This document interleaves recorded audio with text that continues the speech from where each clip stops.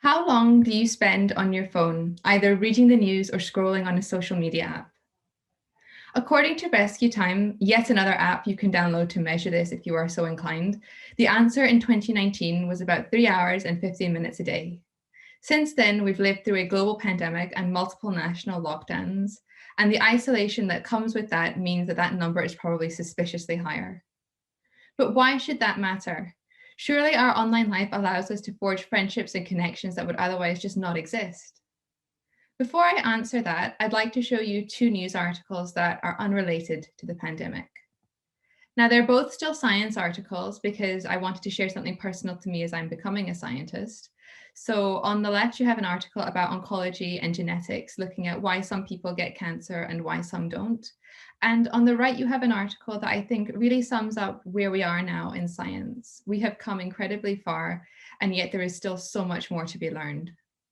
I'm showing you these because I know that my talk is about why social media can be harmful, but I want to reassure you that it can also be used to celebrate and to champion human progress. It is not all doom and gloom.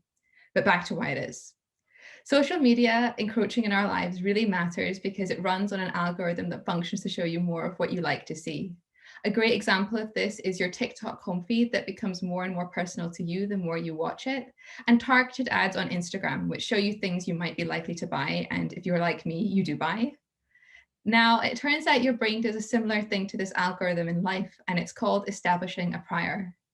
Essentially, you're constantly making assumptions and predictions about what's going to happen next in your immediate environment. Gina Rippon, who wrote The Gendered Brain, gives a fantastic overview of this if you're interested in knowing more.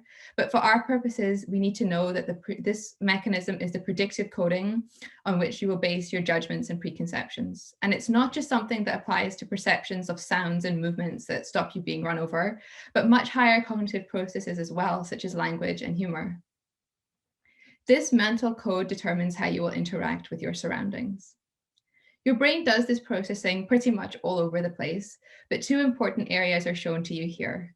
So on the left, you have the prefrontal cortex, also known as the PFC, and on the right, there are the temporal lobes, shown in green. You have two temporal lobes, and they sit just here inside your skull. Now, both these areas have multiple significant functions, but what you need to know for now is that the prefrontal cortex serves as an integration point for your thoughts and feelings, which then lets you act deliberately to achieve an outcome that you want. And the temporal lobes are important for memory and language processing, which is key when you come to deciding how you think and feel about the world around you in this moment. Basically, you interact with the world through a preconceived lens that's directly influenced by your feelings and expectations of it. When it comes to feelings in the brain, we need to look at things from a slightly different angle. Quite literally, actually. Now, this is a mid-sagittal section of the brain, which means that if I were to turn side on and we cut my brain right down the middle like so, this is what we would see. Now, there's no longer any temporal lobe visible, but there is still a little bit of prefrontal cortex on the far left. And the structure labeled in green and called the amygdala is what we're going to focus on now. It's one of the deeper structures in the brain, and it's part of what we call the limbic system. Now, that is a whole other talk in itself, so I'm not going to go into that. But what I want you to know is that it connects to the PFC and serves to reprocess and recreate emotions associated with a memory that you're recalling. How you feel about something has a direct link to how you'll think about it, and subconsciously, how you'll think about things related to that thing in future encounters, which is really important when it comes to unfamiliar situations, because in those instances, we tend to rely on stereotypes to make judgments. Cognitive neuroscientist Anil Seth sums up this unconscious roadmap really nicely when he says the brain hallucinates your conscious reality. Now, in a pre-digital era, this reality would formatively have been encoded by your parents and other significant people in your life. You know, perhaps you had grandparents or siblings, but that's not the case anymore, at least not entirely. Now we also have a third parent in the mix, and that third parent is the internet. Because digital media is so present in our lives so early on and functions to show us more of what we like to see, we end up with a very tailored, or dare I say it, even narrowed view of the world around us. We are tacitly taught that what we want to believe is the truth because no alternative is shown to us. But what if what we want to believe isn't what's true? What if what we want to believe is actually quite racist? What if what we want to believe is actually quite harmful to other people? Well, really sad things happen in those instances. Now, the boy talked about here was just 13 when he was first exposed to Nazism online. His parents weren't in the picture, and he came from a troubled family and was living at home with his grandmother, who I think you can appreciate was probably not the most tech-savvy person out there. His online network grew and grew to the point where at the age of 15, he became head of his local branch of Nazis. A year later, he is now 16 and he has a criminal record. Think about that, at 16. Now, I can't imagine how anyone looks at Nazism and doesn't feel something close to physical revulsion, but that is because that's my prior. It is all too easy to make the unacceptable acceptable online. Social media without context or an informed perspective can really warp the way we view a situation.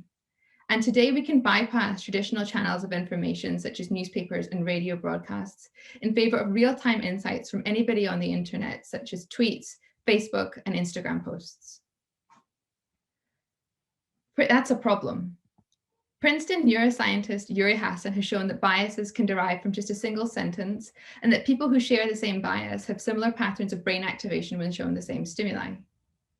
We as humans are social creatures, and your brain, like the social media algorithm that functions to show you more of what you like to see, will actively look for people who are similar to you because we thrive on connection, because we are social creatures. Except now we live in a world where there are increasingly divergent versions of reality available to us, presented on systems that actively homogenize what we are exposed to. Therefore, our ability to connect and to find common ground is threatened and undermined. If you think back to your childhood, this is a bit like when you would go to the shops with your parents and you ask your mum for some sweets, but she says no because it's almost dinner time. And then you wander down another aisle with your dad and you ask him and he says, yes, that's fine. Except just now we aren't talking about a packet of Maltesers. As we've just seen, we are talking about what you think is right and wrong in some instances.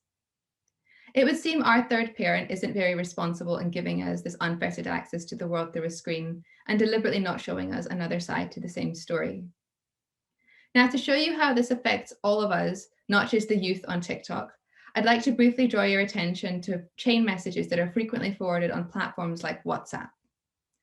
This is something that I feel, in my experience, is done by a lot of older people, which might come as a surprise since they didn't grow up with the technology we have today, and so might not make the correlation between online and true.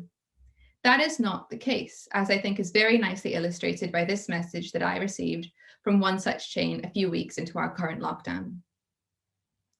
Now, I think by now we all know that the immune system doesn't just switch off at night or, at any other time for that matter, and that lemon water is not going to be what helps you with the coronavirus.